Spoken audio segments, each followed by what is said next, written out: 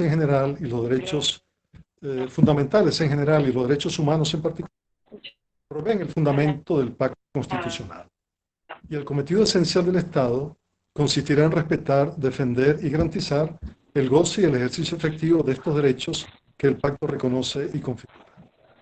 Se recoge aquí una visión instrumental del Estado. El Estado vale en la medida en que sirve a los ciudadanos que lo han constituido y ordenado. Luego, los poderes del Estado, incluido el Poder Judicial, se encuentran sometidos a los derechos humanos que el pacto constitucional reconoce y configura y que sirven de límite infranqueable para frenar el ejercicio arbitrario o abusivo de los poderes públicos y también de los poderes públicos. En efecto, la norma suprema prescribe, a título de obligación de garantía, que el Estado debe asegurar, conforme al principio de progresividad y sin discriminación alguna,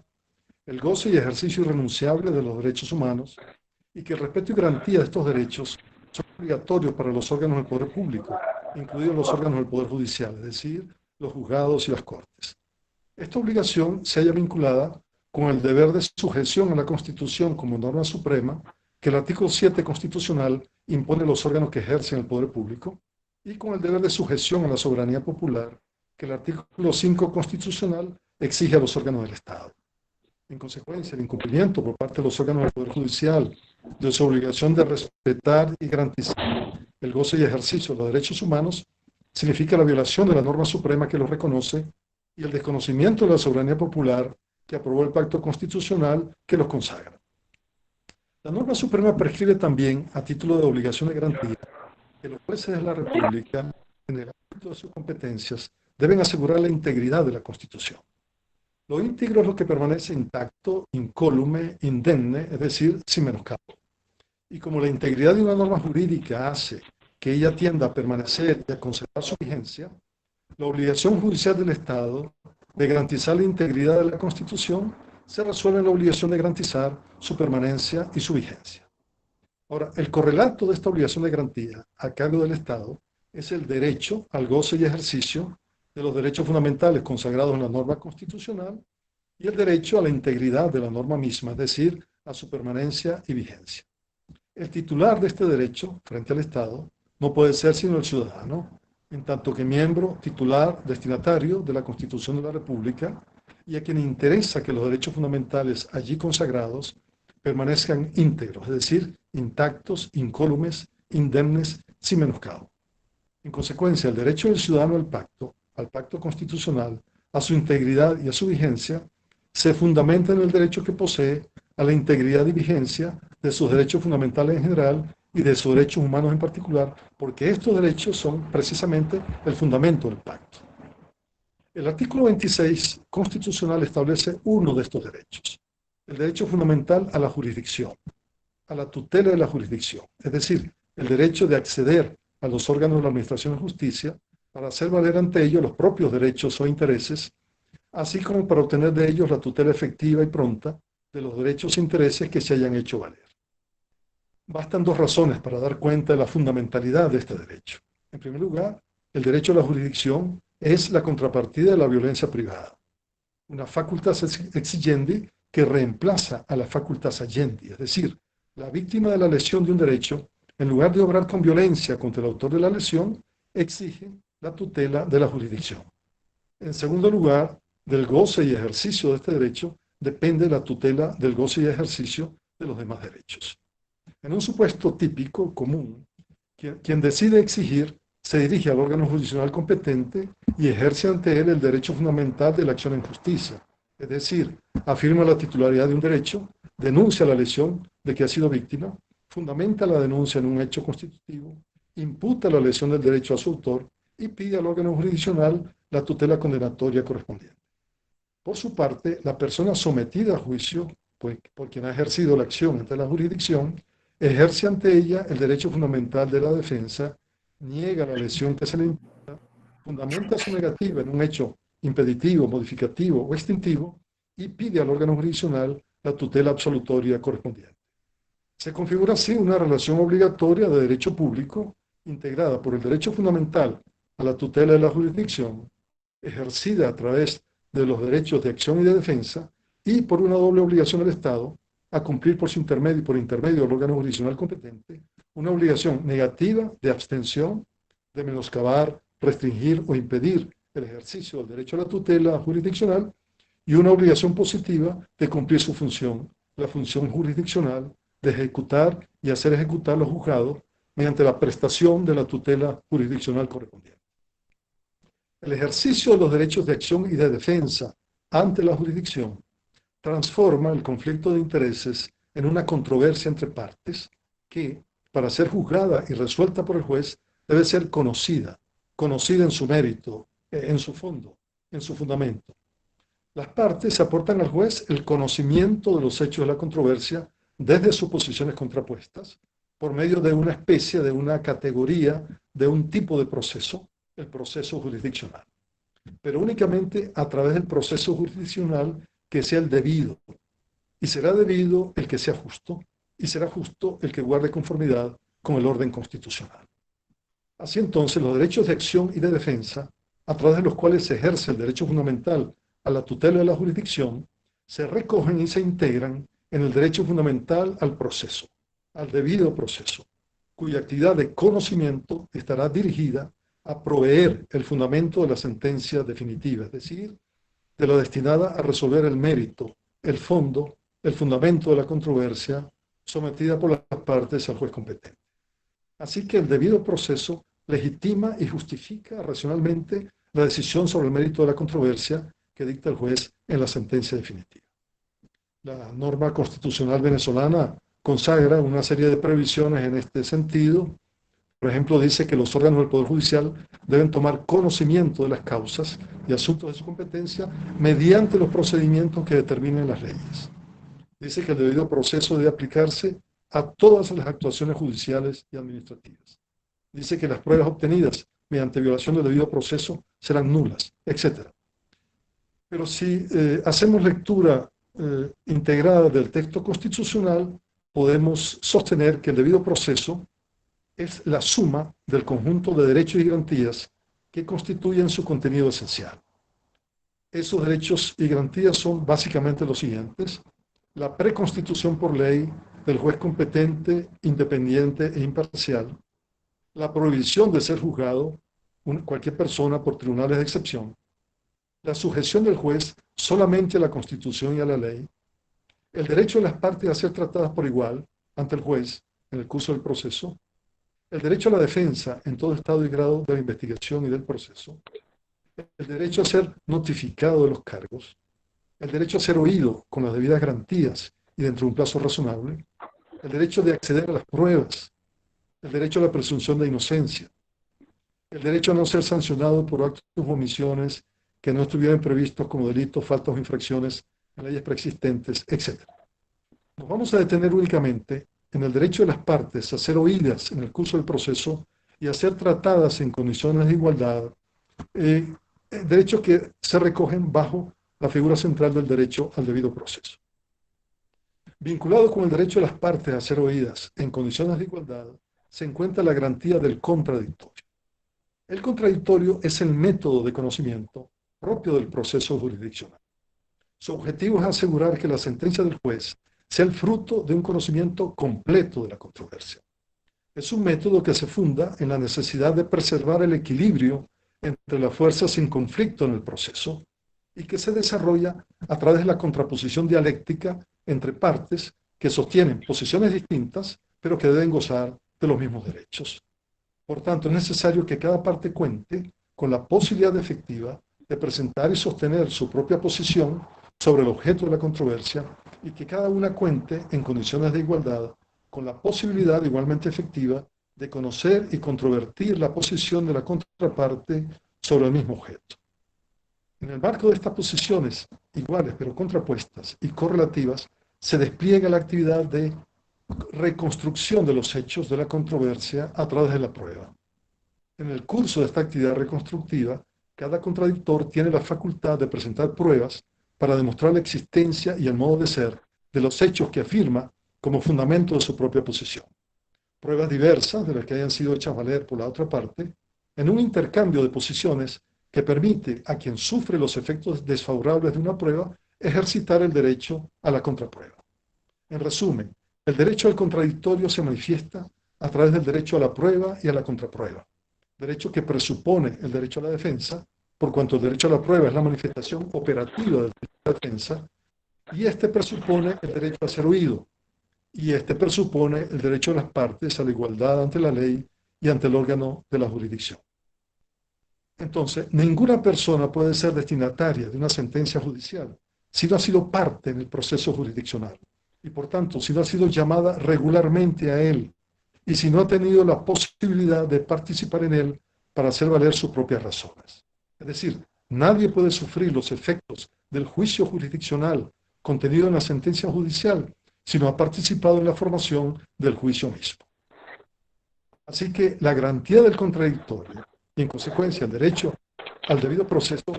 se violaría en su conjunto si se dictase una sentencia sobre la base solamente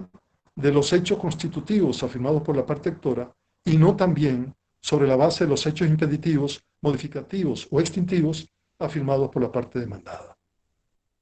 Ahora bien, la ley procesal prevé la posibilidad de que no haya lugar a la actividad probatoria, que no haya lugar a la apertura del lapso de presentación y práctica de las pruebas, cuando, por ejemplo, el punto sobre el cual versa la demanda aparezca, así por la demanda como por la contestación de la demanda, ser de mero derecho. Hay otros supuestos en los cuales también es posible que no haya lugar al lapso probatorio. En esos casos, el juez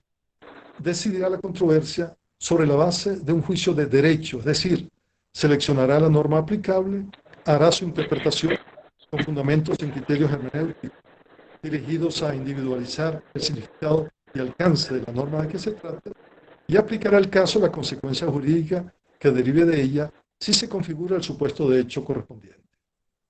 Si se configura en uno de estos casos, entonces el juez declarará que no habrá lugar a la apertura del lapso de pruebas y que decidirá el asunto sin pruebas. Considerando que el juicio de hecho, que ante todo debe pronunciar el juez en principio en la sentencia, que ese juicio presupone el conocimiento de los hechos de la controversia y que este conocimiento solo es posible a través de la prueba, que el punto sobre el cual verse la controversia sea calificado como de mero derecho y que deba ser decidido sin pruebas, significa privar a la parte sometida a juicio del derecho a la prueba, un derecho que es esencial porque constituye la manifestación operativa del derecho a la defensa.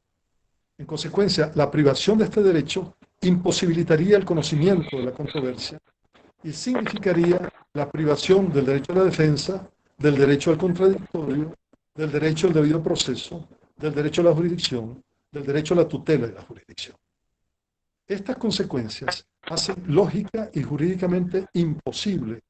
que el juez prive a la parte sometida a juicio del derecho a la prueba sin haberla oído. Es decir, sin saber si la parte sometida a juicio está de acuerdo con la privación de su derecho a la prueba. Desde luego, me refiero a la parte que se haya sometido a juicio. Y la parte se hallará sometida a juicio si ha sido llamada a juicio. Si no ha sido llamada, no será parte. Si no es parte, no habrá controversia. Si no hay controversia, no habrá contradictorio. Si no hay contradictorio, no habrá conocimiento de la controversia. Si no hay conocimiento, no habrá proceso. Si no hay proceso, no habrá jurisdicción. Si no hay jurisdicción, no habrá sentencia. Entonces, si la parte sometida a juicio renuncia a su derecho a la prueba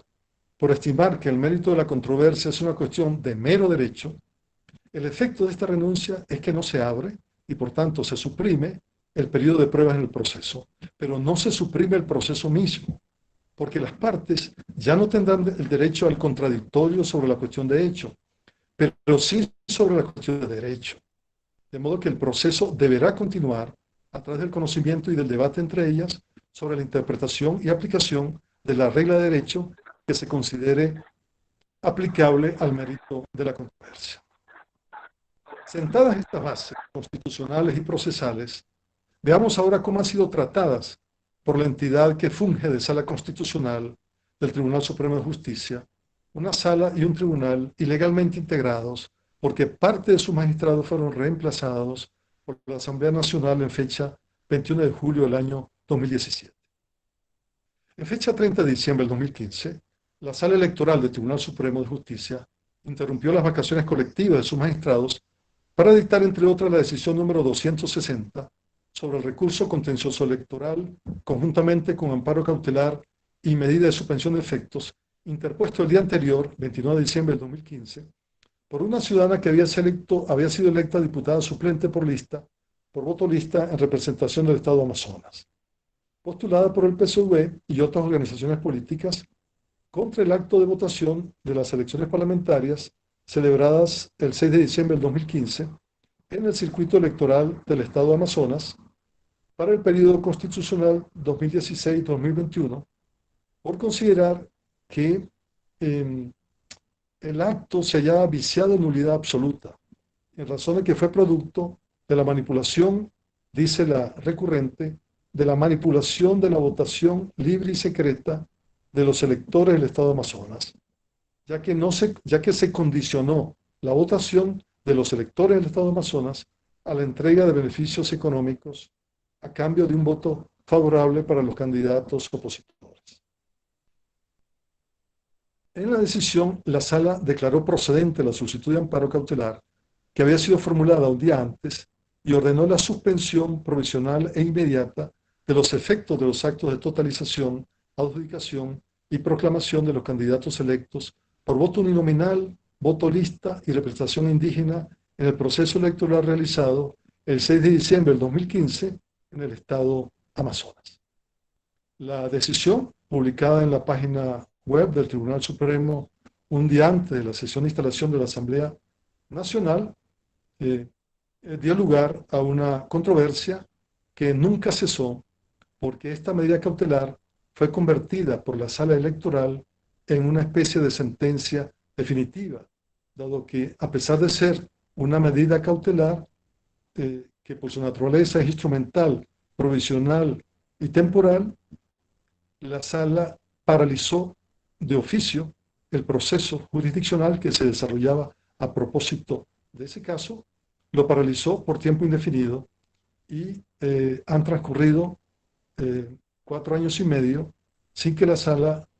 se haya dispuesto ni siquiera avanzar en los actos correspondientes al conocimiento de la controversia y, por supuesto, sin que la Sala haya dispuesto dictar la sentencia definitiva.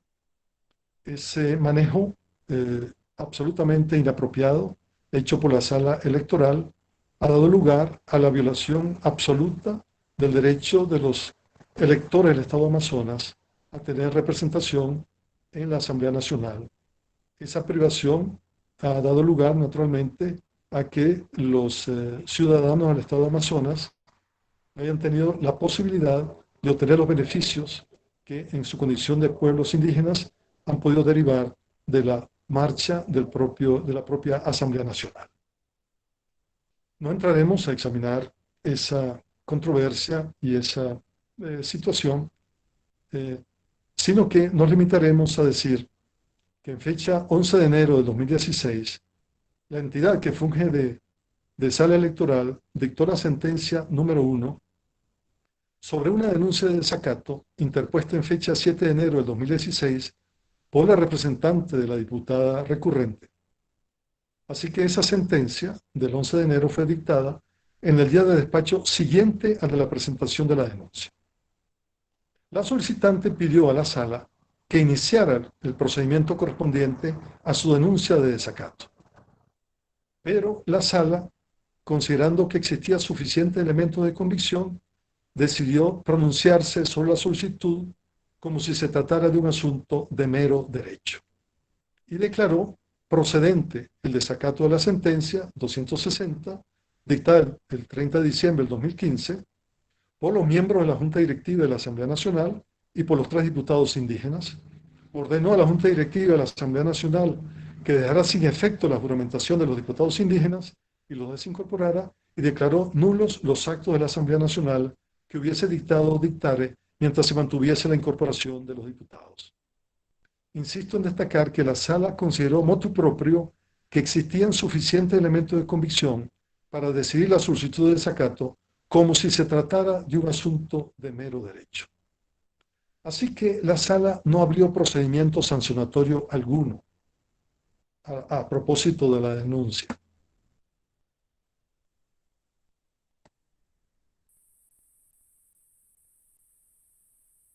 Excuse, quiero saber si me oyen porque perdí la energía eléctrica aquí. Excuse, quisiera saber. Sí, se oye perfectamente. Bueno, muchas gracias. Permítame una configuración aquí porque perdí Se la escucha muy energía bien. Se eléctrica. escucha, Muy bien, entonces, sigo comentando. Entonces, les decía que la sala no abrió procedimiento sancionatorio alguno, no llamó a juicio a la Junta Directiva de la Asamblea Nacional. Por tanto, la Junta Directiva de la Asamblea no fue parte en un procedimiento sancionatorio que no se abrió. Como no fue parte, no fue oída. Como no fue oída, no hubo controversia. Como no hubo controversia, no hubo contradictorio. Como la sala no oyó a la entidad que no llamó a juicio y declaró sin abrir procedimiento alguno que el asunto era de mero derecho, la sala privó a la Asamblea, a la Junta Directiva de la Asamblea, de sus derechos esenciales a la defensa y a la prueba.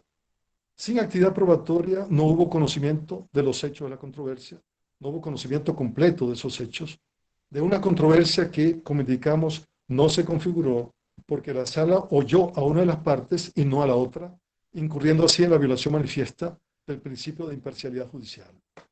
Y si no hubo procedimiento sancionatorio, no hubo sentencia. Y sobre la base de este no proceso, impuso en una no sentencia una no sanción. Porque la sanción que impuso de declarar nulo por anticipada las actuaciones de la Asamblea Nacional es una sanción inexistente en el ámbito del derecho. Veamos otros casos. En fecha 14 de enero del año 2016, la Sala Constitucional dictó sentencia en el caso de un recurso de inconstitucionalidad interpuesto 2 días antes, y lo hizo porque consideró pertinente entrar a emitir pronunciamiento sobre el fondo del asunto planteado sin necesidad de abrir procedimiento alguno por estimar que constituye un asunto de mero derecho. La Sala obró del mismo modo en fecha 11 de febrero del año 2016, en el caso de una demanda de interpretación constitucional interpuesta 8 días antes. En fecha 1 de marzo del 2016, dictó sentencia en una demanda de interpretación constitucional interpuesta 15 días antes. En fecha 21 de abril del 2016, otra sentencia en una demanda de interpretación constitucional interpuesta 3 semanas antes. En fecha 19 de julio del 2016, una nueva sentencia en el caso de una demanda de nulidad contra la Asamblea Nacional. En ese caso, la solicitud había sido interpuesta 4 días antes. En fecha 20 de julio hizo otro tanto, a propósito de una demanda interpuesta 6 días antes. En fecha 11 de enero del 2017, de nuevo, una demanda de nulidad por inconstitucionalidad fue resuelta, a pesar de haber sido interpuesta 5 días antes. Y así sucesivamente. En la mayoría de estas sentencias, la Sala invoca como fundamento de su actuación el obrar de mero derecho, considerando la causa como de mero derecho y sin abrir procedimiento alguno, invoca los artículos 7 del Código de Procedimiento Civil, 98 y 145 de la Ley Orgánica del Tribunal Supremo de Justicia. Ahora bien, el artículo 7 del Código de Procedimiento Civil dice: los actos procesales se realizarán en la forma prevista en este código y en las leyes especiales. ¿Cuáles actos procesales? Si para ninguno de estos casos, para ninguna de estas demandas hubo proceso. El artículo 98 de la Ley Orgánica del Tribunal Supremo dice: las reglas del Código de Procedimiento Civil regirán como normas supletorias en los procesos que cursen ante el Tribunal Supremo de Justicia.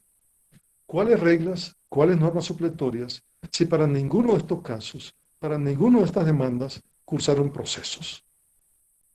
Y el artículo 145 de la Ley del Tribunal Supremo dice: en las causas en las que no se requiere sustanciación, la Sala decidirá en un lapso de 30 días de despacho contados a partir del día en que se dé cuenta del recibo de las actuaciones, salvo que preceptúan la Constitución de la República y leyes especiales. Y luego dice el artículo: no requerirán sustanciación las causas a que se refieren los numerales 5, 6, 10, 11, 12, 13, 14 y 15 del artículo 25 de esta ley. Pero sucede que todas las demandas que citamos, a propósito de ninguna de las cuales la Sala abrió procedimiento alguno, todas requieren sustanciación, porque ninguna de ellas se encuentra prevista en el numeral 5, ni en el 6, ni en el 10, ni en el 11, ni en el 12, ni en el 13, ni en el 14, ni en el 15, sino en el numeral 1 y en el 4 y en el 7 y en el 17. Y justamente el artículo 128 de la misma ley, artículo que forma parte de un capítulo que se denomina de los procesos ante la Sala Constitucional, dice lo siguiente: demandas sujetas a tramitación. Hasta tanto se dicte la ley que regule la competencia constitucional, las demandas a que se refieren los numerales 1, 2, 3, 4, 7, 8, 9 y 17 del artículo 25 de esta ley se tramitarán conforme a lo que dispone este capítulo. Y el capítulo regula los procesos ante la Sala Constitucional para las demandas sujetas a tramitación desde el artículo 128 hasta el artículo 144. Y para las demandas de protección de derechos e intereses colectivos y difusos, en los casos que corresponda a la Sala Constitucional, desde el artículo 146 hasta el artículo 166. Recientemente, en fecha 5 de junio del año 2020, la Sala Constitucional dictó la sentencia 0068 y en ella se declaró competente para conocer de una acción de inconstitucionalidad por omisión legislativa. En la misma fecha del 5 de junio y en el mismo pronunciamiento admitió la demanda. En la misma fecha, en el mismo pronunciamiento, declaró que la causa constituía un asunto de mero derecho. En la misma fecha, en el mismo pronunciamiento, declaró que el desacato de la Asamblea Nacional se mantenía y que por esta razón todos los actos de la Asamblea y de cualquier otra persona jurídica o nacional o natural relacionados con el proceso de designación de los rectores del Consejo Nacional Electoral carecían de validez, eficacia y existencia jurídica y eran nulos en nulidad absoluta. Y en el mismo día 5 de junio y en el mismo pronunciamiento declara con lugar la demanda por omisión inconstitucional de la Asamblea Nacional de designar a los integrantes del Consejo Nacional Electoral. No vamos a entrar a examinar el auto 0069 del 10 de junio del 2020, mediante el cual hizo una exhortación al Comité de Postulaciones Electorales, una exhortación, por cierto, ajena a todo procedimiento, pero precisamente demostrativo de que el asunto no era de mero derecho. Tampoco examinaremos otro pronunciamiento del 12 de junio del 2020, dictado en el mismo expediente, en el cual modifica la decisión del 5 de junio para sancionar también con nulidad el nombramiento del Comité de Postulaciones Electorales y para designar a los miembros principales y suplentes del CNE, usurpando la competencia constitucional exclusiva de la Asamblea Nacional, para designar al presidente y al vicepresidente del CNE, usurpando la competencia legal del CNE, y a los presidentes y miembros de los órganos subordinados del CNE, violando la competencia constitucional de postulación de la sociedad civil y la competencia legal del propio CNE. Estas consideraciones que anteceden permiten afirmar que la entidad que funge el Tribunal Supremo de Justicia en la ciudad de Caracas, ilegalmente integrado, cuyo cometido consiste en garantizar la supremacía y efectividad de las normas y principios constitucionales y velar por su aplicación, ha incurrido en el desmantelamiento del principio del debido proceso, toda vez que en los casos que hemos citado y en muchos otros, los magistrados no se han sometido a la Constitución y a la ley, las partes no han sido tratadas por igual,